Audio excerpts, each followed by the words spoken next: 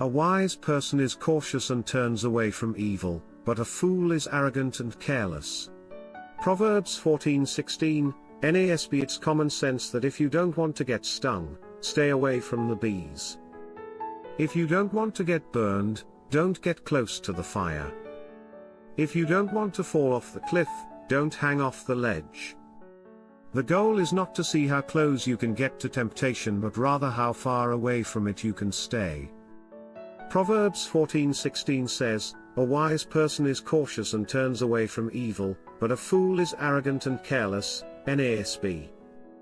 You might think you can handle temptation, but who are you kidding? You need to do a frank assessment. You need to analyze when and where you are most tempted and vulnerable. Then you need to stay away from those situations as much as you can. The Bible says to run from temptation. I pondered the direction of my life, and I turned to follow your laws, Psalm 119:59 NLT. If you have to physically remove yourself, do it. When Potiphar's wife tempted Joseph, she grabbed his cloak, so he left it behind as he ran out of the house. The point is, get out of the situation. Run from the temptation. Don't stick around. When you're tempted, change the channel. Turn on music. Go for a walk. Read the Bible. Call a Christian friend. Do something to break the spell. Here is what won't work: don't ever try to argue with the devil. You'll lose every time.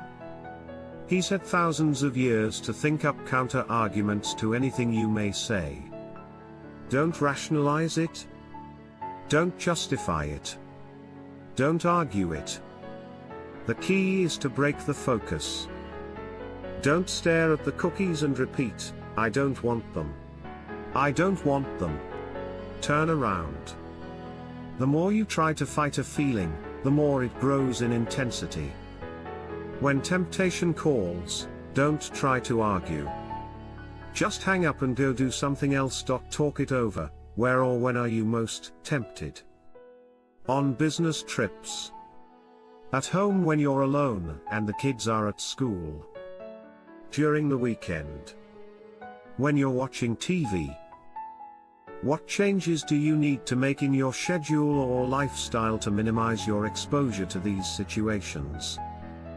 What strategies can help you hang up on temptation if you're unable to easily escape one of those situations?